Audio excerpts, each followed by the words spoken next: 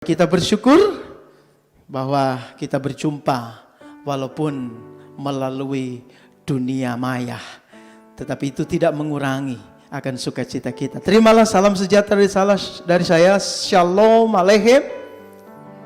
Shalom Aleichem. Haleluya.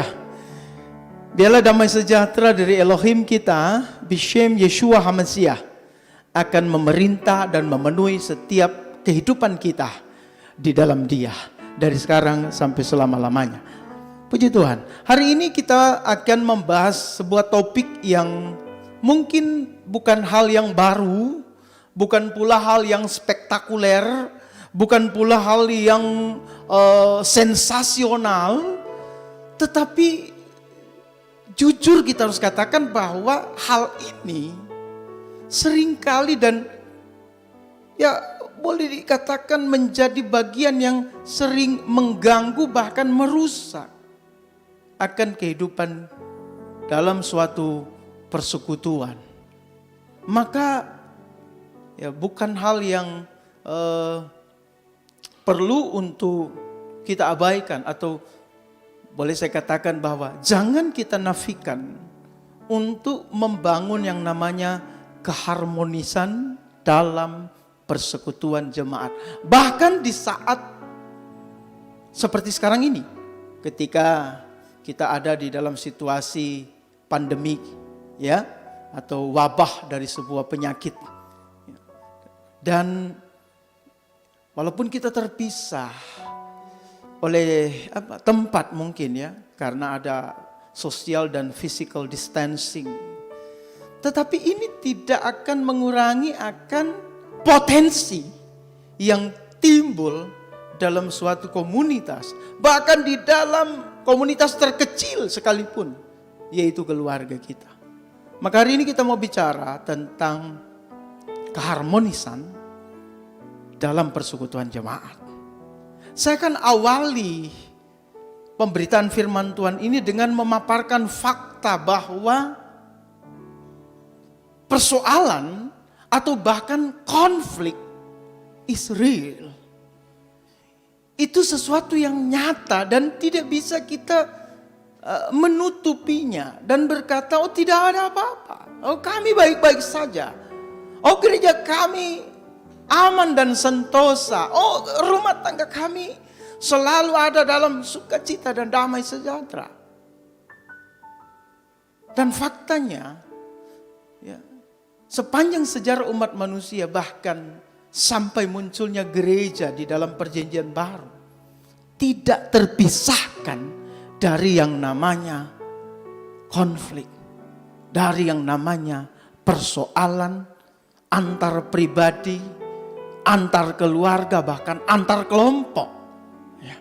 Kita tahu itu.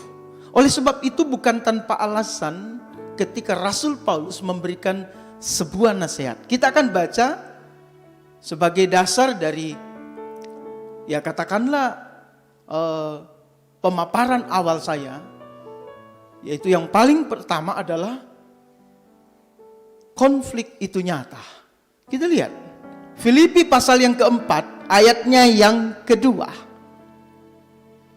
Sebetulnya ada begitu banyak, ada beberapa ayat yang dengan terang benderang atau dengan sangat jelas mengungkapkan secara eksplisit adanya sengketa, adanya konflik, adanya persoalan. Tapi saya memilih ayat ini karena langsung kepada dua nama pribadi di dalam perjanjian baru yang mendapat nasihat langsung dari Rasul Paulus. Mari kita baca di dalam Filipi pasal 4 ayat yang kedua. Bapak Ibu yang ada di rumah, saudara-saudara yang mengikuti ibadah streaming atau online ini, silahkan kita baca bersama-sama 2, 3. Aku menasehati Euodia, aku juga menasehati Sintike, agar memikirkan hal yang sama di dalam Tuhan. Bapak Ibu saudara yang dikasihi Tuhan, mengapa Rasul Paulus perlu untuk secara spesial di dalam suratnya, dan memang itu salah satu gaya Paulus. Ada beberapa nasihat yang ditujukan kepada orang-orang tertentu, bahkan teguran, bahkan surat-suratnya pun ada yang secara khusus kepada beberapa pribadi. Nah, di sini ada dua orang, Euodia dan Sintike, yang dinasehati oleh Rasul Paulus supaya mereka memikirkan hal yang sama di dalam Tuhan. Why? Tentu ada penyebabnya. Sehingga ada beberapa kemungkinan saya pelajari bahwa kedua pribadi ini sedang ada dalam suatu perseteruan. Bisa jadi perseteruan yang terjadi di dalam ruang lingkup jemaat, atau di dalam ruang lingkup pelayanan, atau di luar itu. Atau bisa jadi perselisihan itu sudah sampai ke pengadilan barangkali. Atau perselisihan itu sudah membuat terjadinya kekacauan atau gangguan dalam kehidupan berjemaat. Sehingga secara khusus Rasul Paulus menasihati mereka. Ini menunjukkan seperti pernyataan saya di awal tadi bahwa konflik itu nyata.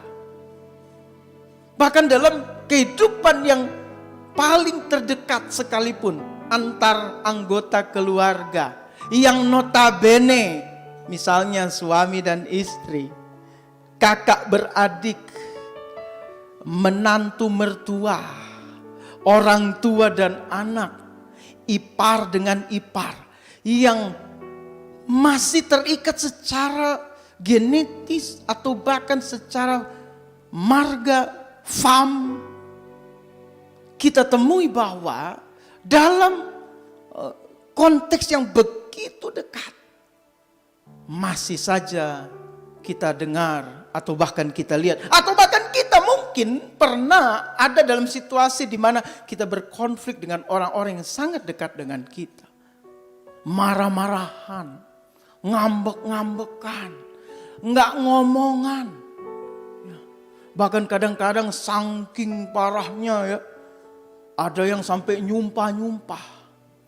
Sampai 7 turunan. Gua kagak mau lihat muka dia. Berarti asumsi saya dia baru mau lihat ketika sampai pada keturunan ke-8. Karena dia cuma bilang sampai 7 turunan. Berarti turunan ke-8 baru dia mau berdamai gitu ya, mungkin. Ya.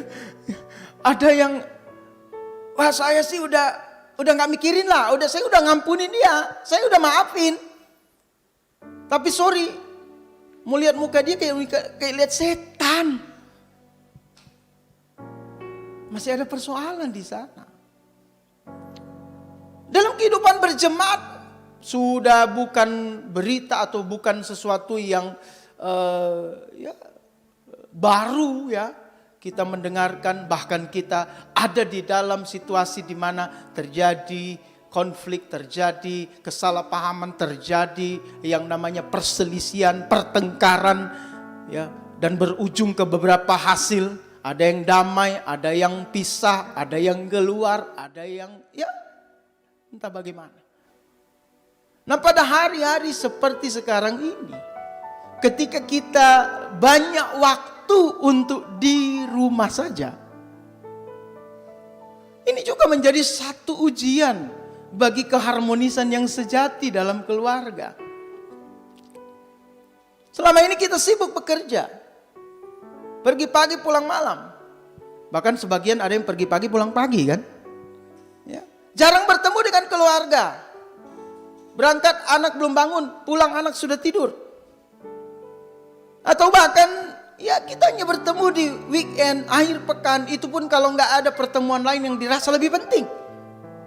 Lalu kita menyebut bahwa pertemuan dengan keluarga, perjumpaan dengan anak istri, dengan anggota keluarga yang lain, kita menyebutnya quality time.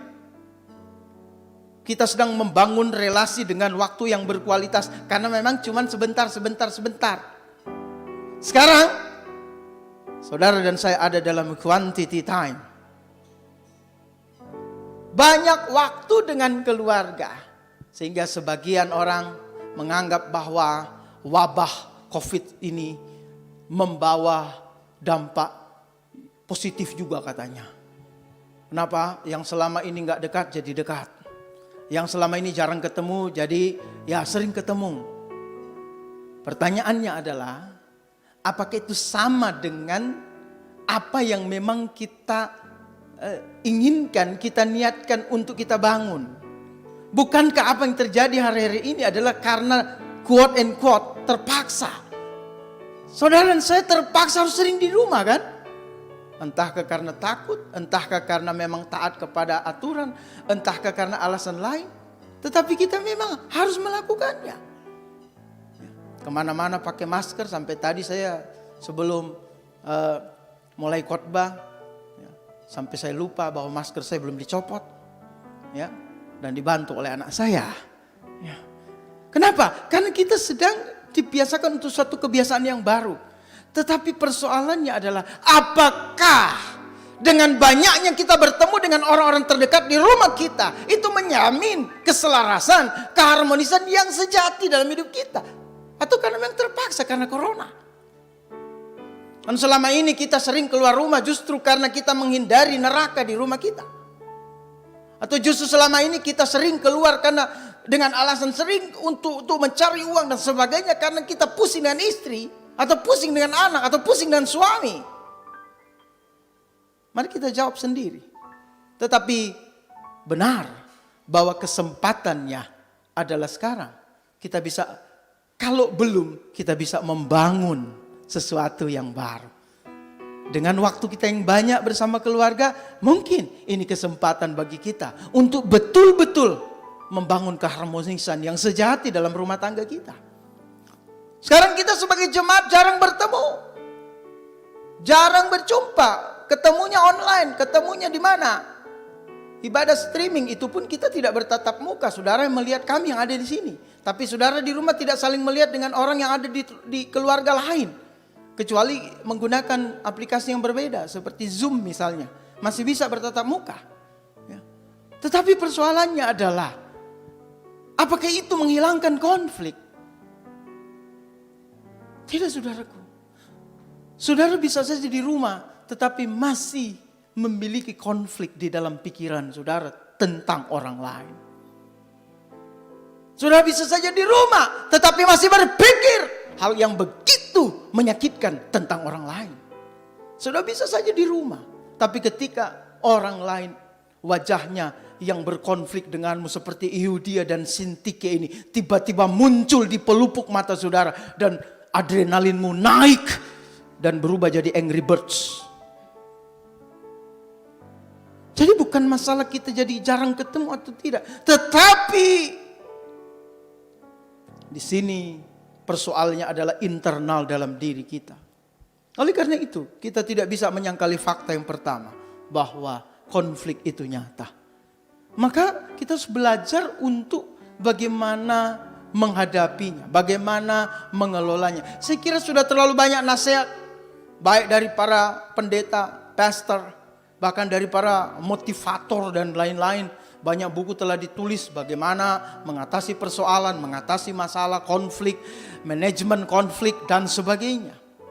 Tetapi hari ini kita akan melihat bahwa sesungguhnya persoalan ini tidak jauh-jauh, tidak perlu teori yang segudang dari dunia lain, tidak perlu buku yang berlapis-lapis banyaknya untuk saudara baca sehingga mampu mengatasi konflik dalam kehidupan saudara. Karena sesungguhnya yang perlu kita bangun adalah bagaimana mencapai persekutuan yang harmonis, bukan sekedar memecahkan persoalan. Telah banyak nasihat bagaimana memecahkan persoalan, solving problems. Tetapi seringkali kita, mohon maaf, salah fokus. Kita fokus dengan hal yang negatif, tetapi lupa dengan hal yang positif yang harus kita bangun. Saya percaya ketika kita mulai membangun hal yang positif, maka itu akan secara perlahan tapi pasti saudaraku, itu akan membangun sebuah keindahan. Seperti kata pemazmur, Mazmur 133 itu sampai hari ini dijadikan lagu pujian tidak lekang oleh waktu ya. Bahwa di mana ada orang-orang yang diam dengan rukun, orang-orang yang harmoni, ya, orang-orang yang selaras membangun satu keindahan dalam hidup ini. Oleh karena itu bukan tanpa alasan pemazmur mengatakan, oh betapa indahnya, dan betapa eloknya bila saudara semua hidup dalam persatuan.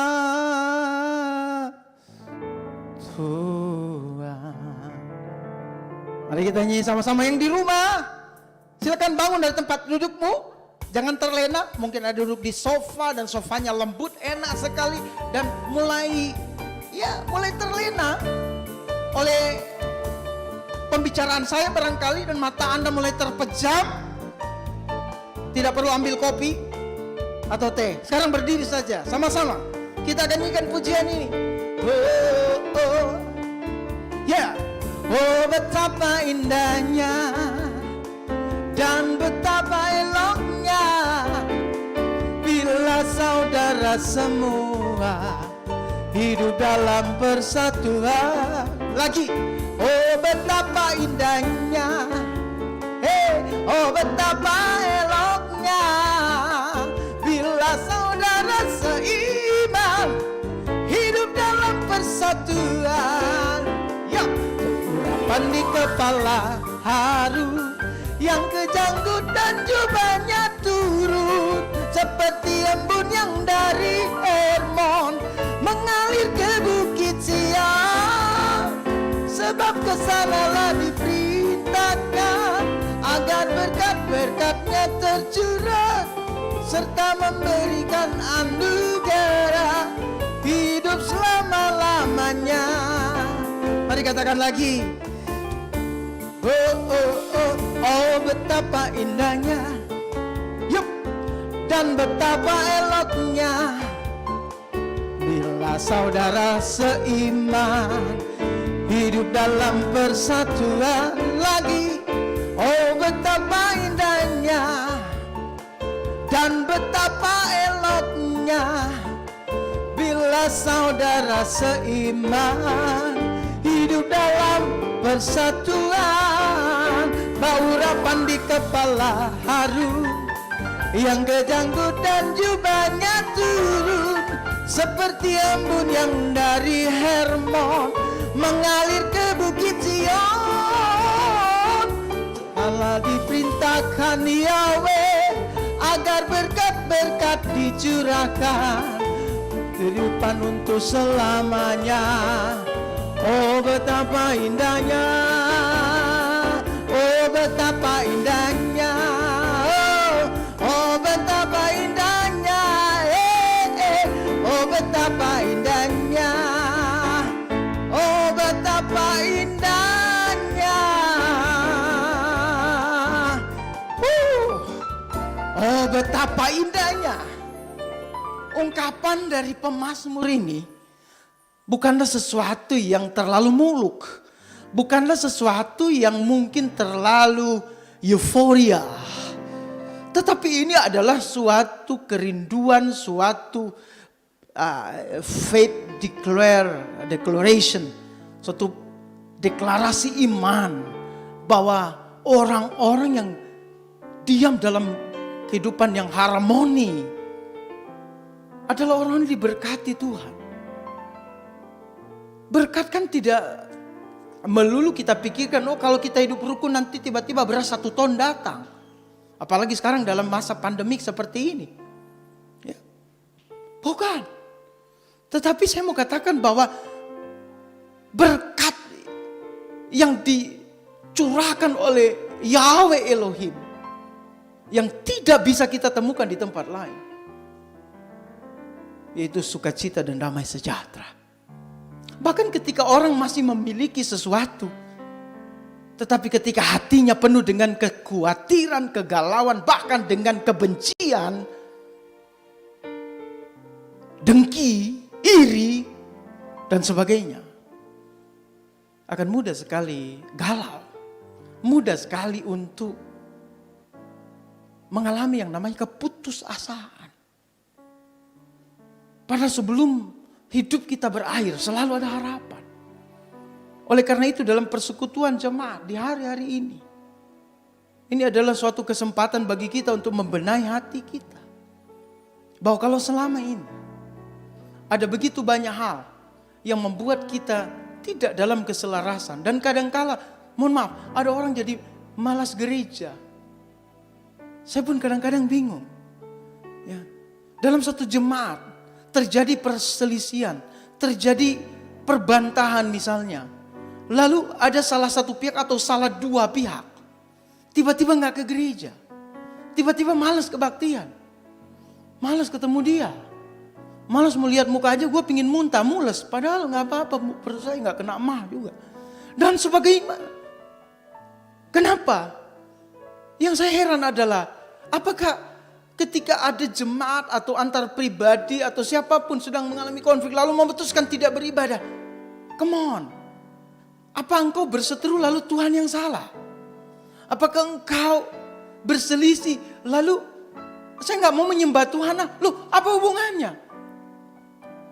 Apakah Tuhan penyebab perselisihan kita? Apakah Bapa yang maha baik itu yang menjadi sumber dari perselisihan kita? Sehingga ketika kita berselisih seringkali terjadi dalam jemaat, salah satu atau bahkan dua-duanya tidak mau datang ibadah. Itu yang seringkali saya juga berpikir. Maka mari kita rubah fokus kita. Justru ketika ada persoalan, ketika ada masalah, ketika ada konflik, ketika ada perselisihan, perseteruan dan apapun namanya, justru itu adalah saat di mana engkau harus datang kepada Tuhan. Justru itu adalah saat di mana engkau merendahkan hatimu, datang kepada Yesua, karena Dia yang sanggup menyelesaikan setiap persoalan kita hadapi. Dalam hidup rumah tangga pun begitu. Tidak akan mungkin tidak ada konflik. Ya. Seperti cerita-cerita film, ketika sebuah pasangan sudah mengalami banyak tantangan, lalu kemudian mereka menikah. Ya. Tadinya, waduh sulit sekali. Lalu mereka menikah, lalu filmnya selesai. Lalu epilog dari film mengatakan, lalu mereka bahagia selamanya. Hello? Kan enggak. Sebelum nikah, sesudah nikah. Gereja kecil. Ini saya bicara dalam ukuran kuantitas, ya, jumlah. Karena kalau dalam kualitas, tidak ada istilah kecil besar. Gereja jemaatnya sedikit ataupun jemaatnya ribuan. Sama saja. Emang dipikir kalau jemaatnya sedikit terus tidak ada konflik? Ya karena orangnya mungkin gak sampai 20, gak sampai 50, lalu terhindar dari konflik. Come on, 2-3 orang saja konflik. Yudia dan Sintike, itu berapa orang? 2 orang. 1 Korintus mencatat ada golongan-golongan yang berseteru, saling membenarkan diri. Golongan Apolos, golongan Kefas, golongan Kristus dan sebagainya. Dan saya suka sekali dengan pernyataan Rasul Paulus. Aku yang menanam, Apolos yang menyiram. Tetapi Tuhan, Elohim yang memberi pertumbuhan. Yang kedua, supaya saya gak kelamaan. Yang kedua adalah, yang pertama tadi, konflik is real. Konflik itu nyata. Yang kedua,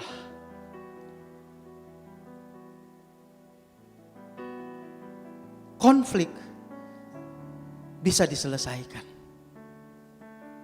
Dan itu kata firman Tuhan. Persoalan bisa diselesaikan. Persoalan bisa menemukan solusi. Tapi yang pertama perlu dicatat dulu sebelum kita bicara tentang persoalan yang bisa menemukan jalan keluar. Yang pertama adalah keharmonisan bukanlah keseragaman. Ini harus kita pahami dulu. Kita tidak harus menjadi sama supaya harmoni. Misalnya jemaat GKH Benaya. supaya jemaat harmoni, selaras, maka semua harus seperti Pastor Stephen G. Cara jalannya, cara bicaranya, bahkan barangkali juga potongan rambutnya harus ditiru, ya kan? Supaya selaras. Jadi ikuti pemimpin. Jadi semua mengikuti satu figur sosok supaya semua sama. Supaya tidak ada yang iri, tidak ada yang merasa lebih, tidak ada yang merasa kurang. Ikuti saja, semua mesti seragam. Itu bukan harmoni. Itu penyeragaman. Ya. Mungkin barangkali datang ke gereja semua jemaat harus pakai baju yang sama barangkali. Supaya sehati kan gitu. Kadang-kadang kan kita suka ketemu orang, lalu pas bertemu, bajunya sama warnanya. Bukan sama coraknya, bukan sama modelnya. Cuman sama warna. Lalu kemudian ada yang ngomong, ih sehati ya. Ya kan? Suka begitu kan? Walaupun mungkin tidak serius, hanya sebagai satu ungkapan yang tidak terlalu serius. Tapi kadang-kadang ya kita temui spontan orang katakan, mereka sehati, atau aku sama kamu sehati ya. Soalnya kenapa? Sama warnanya. Kalau begitu, kalau nanti sudah bisa ibadah sama-sama untuk menunjukkan bahwa jemaat GKH Benaya sehati, semua mesti setiap minggu tentukan warna yang sama baju dipakai. Minggu pertama putih, minggu kedua merah, minggu ketiga biru, minggu keempat kuning gitu. Atau ikuti warna pelangi sekalian. Harmoni bukan seragam. Lalu sebelum kita bicara tentang bagaimana supaya terjadi persekutuan yang harmoni, yang kedua adalah kita mesti mengakui yang namanya perbedaan. Itu harus akui. Begitu banyak orang menginginkan keadilan. Tapi keadilan yang bagaimana? Apakah adil itu semua harus dapat porsi yang sama? Kalau adil berarti, kalau harus adil, apakah semua karyawan di berbagai tingkatan, pegawai PNS atau apapun di berbagai tingkatan, institusi apapun berbagai tingkatan, semua harus punya gaji yang sama?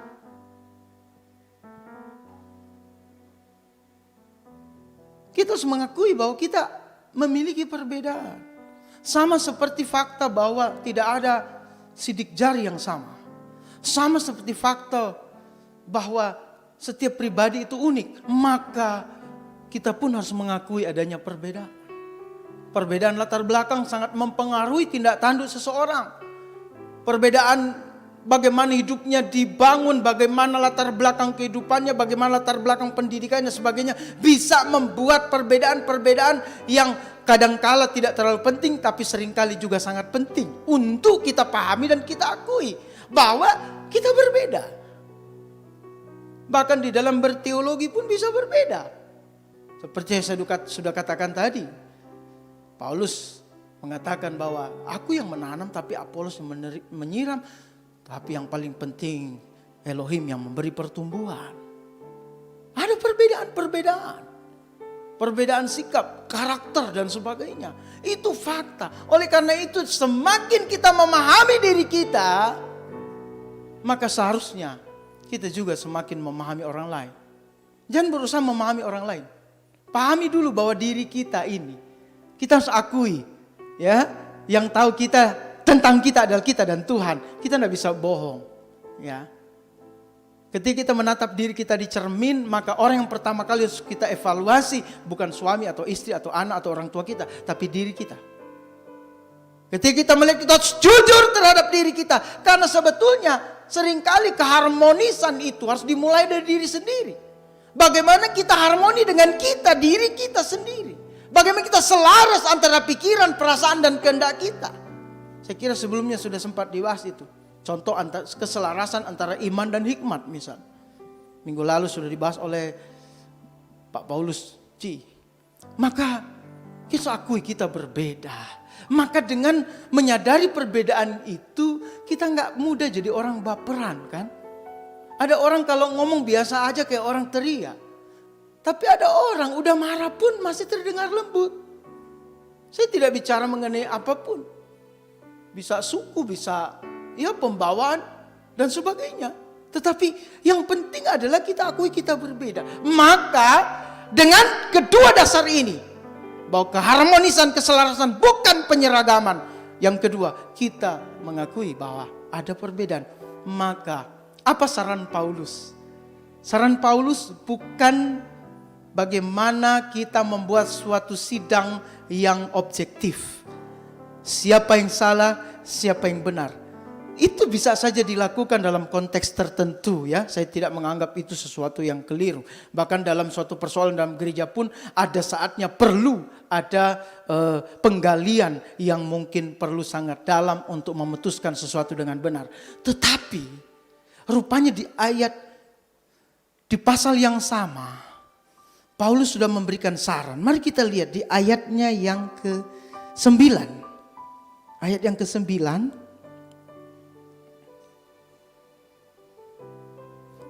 Atau mulai ayat 8 saja. Mari kita baca sama-sama Bapak Ibu yang ada di rumah. Dan di mana saja berada mengikuti ibadah online atau streaming ini, mari kita baca sama-sama. Selebihnya hai saudara-saudara, apa saja yang benar, apa saja yang mulia, apa saja yang adil, apa saja yang suci, apa saja yang menyenangkan, dan apa saja yang patut dipuji, sekiranya ada suatu kebajikan dan sekiranya ada suatu pujian, pikirkanlah hal-hal itu. Dan apa yang telah kamu pelajari dan terima dan dengar dan lihat di dalam aku, perbuatlah itu, dan Elohim damai sejahtera akan ada bersama. Semua kembali ke bagaimana kita berpikir. Karena cara berpikir kita yang menentukan kita memiliki keputusan-keputusan untuk menyikapi. Pikiran itulah yang mempengaruhi hati kita. Cara kita, perspektif kita terhadap sesuatu. Orang kalau sudah cara pikirnya negatif, apa saja dilihat negatif. Tetapi seseorang yang memiliki cara berpikir sebagaimana Rasul Paulus nasihatkan, ketika ada persoalan pun dia tidak hanyut oleh persoalan. Ketika ada masalah, ketika ada konflik sekalipun, dia tidak akan hanyut terbawa arus persoalan. Kenapa? Karena dia memutuskan untuk memiliki cara pandang yang berbeda. Melihat segala sesuatu sebagaimana firman Tuhan ingin kita lihat. Bahwa persoalan itu ada, bahwa permasalahan itu menyakitkan, bahwa konflik itu seringkali membawa berbagai masalah, side effect yang lain. Tetapi solusinya dimulai dari setiap pribadi kita masing-masing. Kalau kita punya cara berpikir yang benar, maka kadang-kadang konflik itu pun sirna seketika. Karena seringkali terjadi konflik itu adalah karena kita salah memahami sesuatu. Misunderstanding. Sudah misunderstanding, ada miscommunication. Ujung-ujungnya Miss Universe. Haleluya. Kalau Miss Universe mah lain ya. Oke, jadi memang seringkali dimulai dari kita. Bukan dari orang lain. Jangan kita menuntut orang lain, tapi dari kita dulu. Saya percaya apapun konflik, baik di keluarga, dalam hubungan bisnis, dalam persahabatan, bahkan dalam sebuah jemaat, bahkan dalam suatu konteks berbangsa dan bernegara, cara berpikir yang benar akan mempengaruhi sikap kita. Orang kalau sudah berpikirnya negatif, nanti juga mulutnya juga sering negatif. Maka orang Manado bilang, yang berbahaya itu bukan virus corona, tetapi virus Carlota. Sudah tahu orang Manado punya maksud virus Carlota. Apa? Itu mulut ini. Suka ya meleter, kata firman Tuhan. Meleter, ngomong sini, ngomong kono. Waduh, orang yang gak berantem bisa jadi berantem gara-gara omongan. Oleh karena itu kitab Amsal banyak memperingatkan tentang lidah. Hidup dan mati dikuasai lidah, siapa suka menggemakannya akan memakan buahnya. Ya. Banyak sekali ayatnya. Jadi benar juga orang Manado bilang lebih berbahaya virus Carlota daripada corona. dari Carlota itu hoax juga menyebar. Ya, semakin orang takut, semakin orang khawatir dan sebagainya. Ketika itu terjadi, engkau menjadi rentan, engkau mudah sakit, engkau mudah kena virus. Tidak usah virus COVID, virus yang lain pun bisa datang. Oleh karena itu, mari rubah cara berpikir kita. Maka saya percaya itu adalah bagian dari tahap menuju kepada penyelesaian. Kenapa? Karena di bagian akhir dari ayat yang ke-9, dan Elohim damai sejahtera akan ada bersamamu. Amin. Saya mau katakan, penyelesaiannya sederhana, tetapi seringkali prakteknya tidak sesederhana kita bicarakan. Yaitu mengubah cara berpikir kita. Mengenai persoalan, mengenai orang lain. Ingat ilustrasi yang sering digunakan orang. Gelas yang diisi air hanya setengah. Tergantung Anda memandang dari mana. Itu gelas setengah penuh atau setengah kosong. Itu akan menentukan perspektif kita. Melihat persoalan, melihat konflik, melihat keadaan, bahkan melihat situasi seperti yang sedang terjadi hari-hari ini. Yang begitu menakutkan, horor bagi sebagian orang. Tapi kalau cara berpikir kita benar, saya percaya persoalan apapun termasuk konflik dan COVID dapat dilalui oleh semua orang percaya. Karena orang percaya tidak hanya berjalan sendiri. Dia berjalan bersama Tuhan. Dan menjadi harmoni sebagai poin saya yang terakhir. Itu adalah doa dan kerinduan Yesua. Menjadi selaras adalah doa dan kerinduan Yesua. Dan bahkan bukannya doa dan kerinduan Yesua. Bahkan ini merupakan satu harapan dari Yesua. Bahwa melalui keharmonisan kita orang-orang percaya dapat menjadi kesaksian bagi dunia. Supaya dunia percaya bahwa memang Yesus adalah Mesias. Wow, ini sesuatu hal yang sangat luar biasa. Berarti kita harmoni. Bukan sekadar supaya kita hidupnya indah seperti kata pemazmur. Bukan supaya supaya damai dan diberkati. Yes, itu bagian di dalamnya. Tetapi mari kita baca sebagai ayat penutup kita. Yohanes pasal 17. Kita akan baca ayatnya yang ke-21. Yohanes 17 ayatnya yang ke-21. Demikianlah firman Elohim. Supaya semua menjadi satu. Lihat. Ini ada bagian dari doa Yesua. Dan Yesua memiliki kerinduan. Bahwa semua kita menjadi satu. Baik dalam keluarga, berjemaat, bahkan semua anggota tubuh Hamasia, tubuh Kristus. Dimanapun berada. Menjadi satu. Meskipun ada dalam perbedaan. Ya. Sama seperti engkau, ya Bapa, ada di dalam aku dan aku di dalam engkau. Agar mereka juga menjadi satu di dalam kita. Lihat harapan Yesua di dalam doa ini. Garis bawahi. Sehingga dunia percaya bahwa engkau telah mengutus aku. Implikasi dari keharmonisan orang percaya, kesatuan tubuh Hamasia, keharmonisan keluarga-keluarga jemaat, rupanya di dalam doa Yesua dia mengungkapkan suatu pengharapan bahwa melaluinya dunia akan melihat dan dunia percaya bahwa Yesua adalah Mesias, Yesua adalah Juru Selamat, Yesua adalah Tuhan, Yesua yang telah datang dari sorga turun ke dalam dunia supaya manusia dunia yang tidak pantas ke sorga melalui dia, melalui Yesua mereka dilayakkan untuk ke sorga.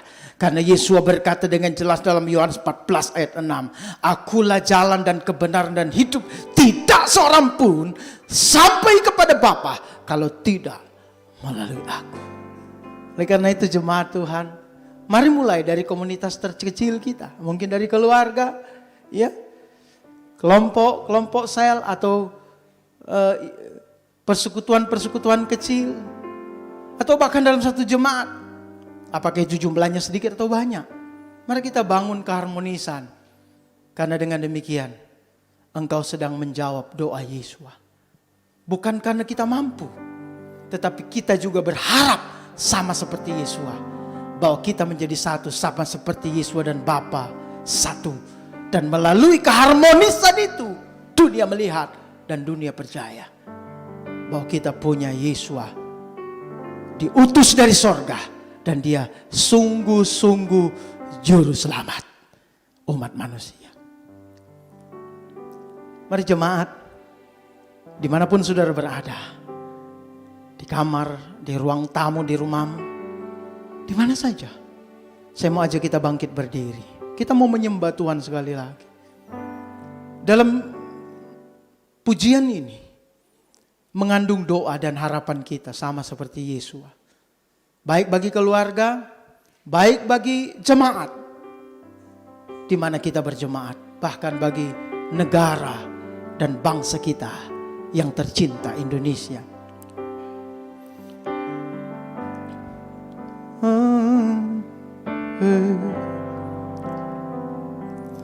Kami umat-Mu rendahkan diri, sujud dan berdoa, mencari wajah-Mu, berpaling dari jalan kami yang jahat. Oleh anugerah-Mu ampunilah, oleh anugerah-Mu pulihkanlah Tuhan, pulihkan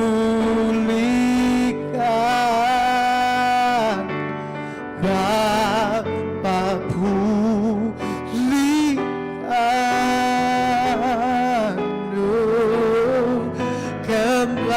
kembalikan bangsa kami kepadamu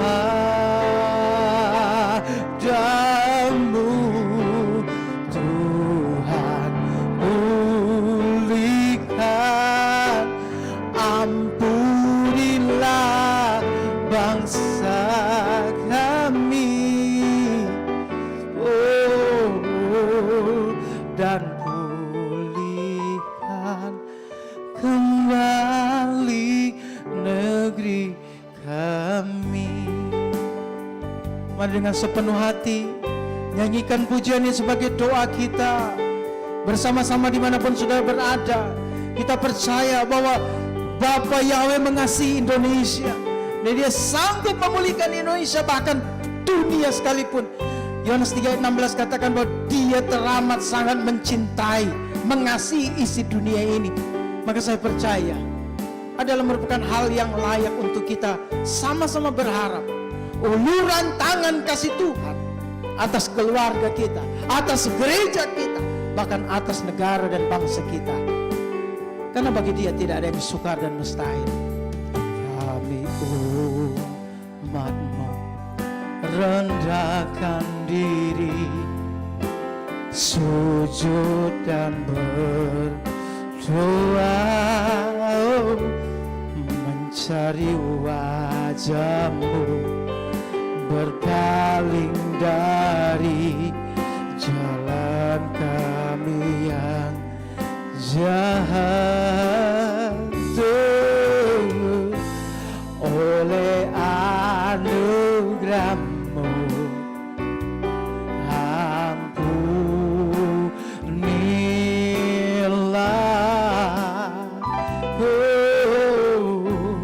oleh anugerah-Mu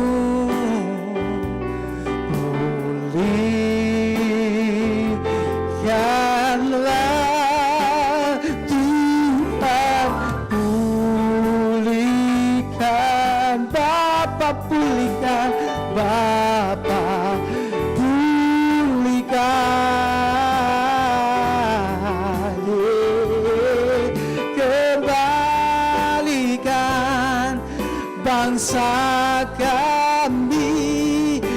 kepadamu,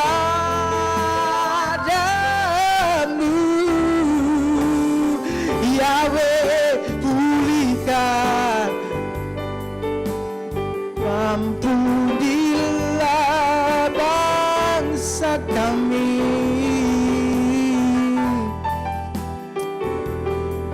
dan pulihkan kembali negeri kami.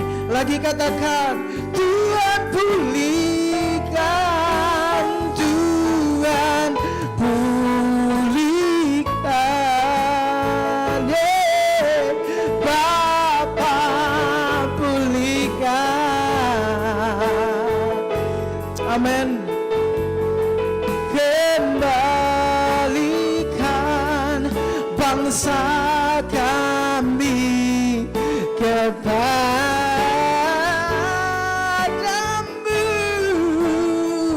Tuhan pulihkan, dan ampunilah bangsa kami, dan pulihkan kembali negeri kami, dan pulihkan kembali Indonesia. Katakan sama-sama, dan pulihkan kembali Indonesia. Katakan lagi, dan sembuhkan kembali Indonesia. Haleluya. Dan sembuhkan kembali Indonesia. Sekali lagi, dan pulihkan sama-sama dari hati kita. Oh, dan pulihkan